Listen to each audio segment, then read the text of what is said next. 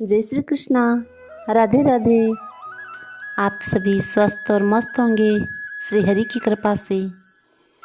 आइए आज हम सुनते हैं विजया एकादशी की कथा, फाल्गुन कृष्ण पक्ष की कथा, श्री स्कंद पुराण की कथा। युधिष्ठिर ने कृष्ण जी से पूछा, हे माधव, फाल्गुन माह के कृष्ण पक्ष की एकादशी का नाम और उसके करने की क्या विधि है, सो आप कृपा करके कहो।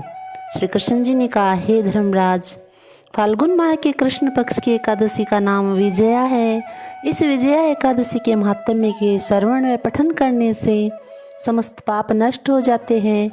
एक समय जगत पिता ब्रह्मा जी से देवऋषि नारद जी ने पूछा कि हे ब्रह्मा जी, आप मुझे फाल्गुन माह के कृष्ण पक्ष में होने वाली विजया एकादशी के व्रत का विधान बतलाइए।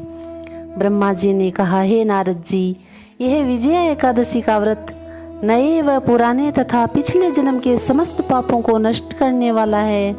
त्रेता युग में जब मर्यादा पुरुषोत्तम श्री रामचंद्र जी को 14 वर्ष का वनवास मिला, तो वे लक्ष्मण और जानकी जी सहित पंचवटी पर निवास करने लगे।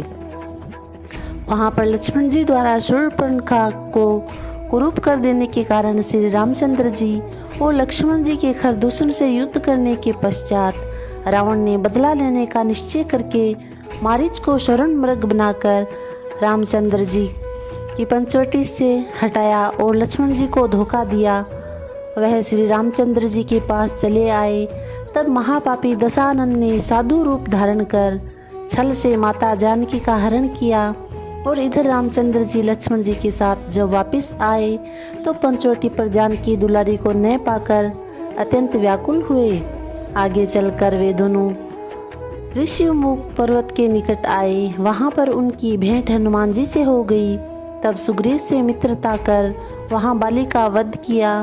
पवन सुत श्री हनुमान जी द्वारा खोज करने पर श्री रामचंद्र जी को सीता जी का पूरा समाचार प्राप्त हुआ।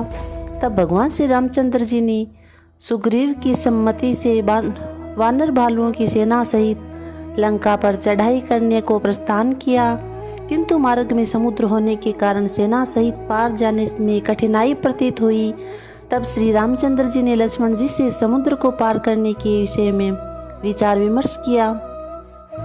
श्री लक्ष्मण जी ने कहा, हे आदि पुरुष, यहाँ से आधा योजन दूरी के कुछ निकट पर कुमारी द्वीप में बकदालभ्य नामक के मुनि का आश्रम है। वह मुनि अत्यंत सिद्ध, तेजस्वी एवं महान तपस्वी है।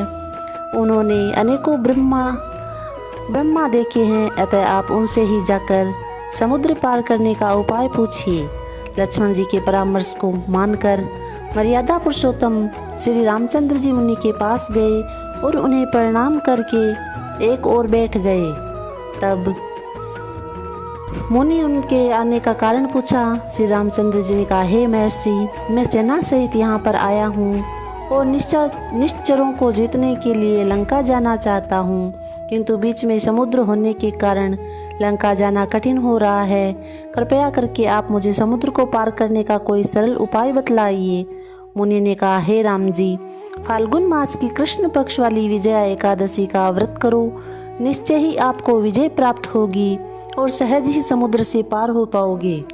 मैं तुम्हें इस व्रत की विधि बतलाता हूँ। दशमी के दिन स्वर्ण, चांदी, तांबा अथवा मृतिका मिट्टी की किसी भी वस्तु का एक घड़ा जल से भरकर उसके ऊपर पंचपल्ल रख वेदिका पर स्थापित करें। उस घट के नीचे सतनजा 7 प्रकार के अन्न और ऊपर जौ रखकर वहाँ पर अर्थात घट के ऊपर श्री नारायण भगवान की स्वर्ण की प्रतिमा स्थापित करें। एकादशी के दिन स्नान आदि नित्य कर्म से निवृत्त होकर धूप दीप नैवेद्य नारियल आदि से भगवान की पूजा करें तथा उस दिन पूरे दिन और आने वाली रात्रि को घट के सम्मुख बैठकर भजन कीर्तन करता रहे। दूसरे दिन अर्थात द्वादशी के दिन नदी या सरोवर पर स्नान करने के पश्चात उस घट को किसी विद्वान ब्राह्मण को दे दे। हे राम जी, यदि आप इस पर व्रत को अपने सेना सहित करोगे तो निश्चय ही आपको विजय प्राप्त होगी। यह सुनकर श्री रामचंद्र जी ने बताए हुए विधान के अनुसार ही उस विजया एकादशी के व्रत को किया, जिसके प्रभाव से समुद्र पार कर लंका पर चढ़ाई कर रावण को मारकर राक्षसों के ऊपर विजय प्राप्त की।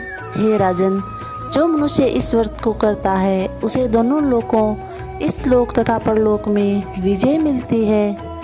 जय श्री कृष्णा। Thank you.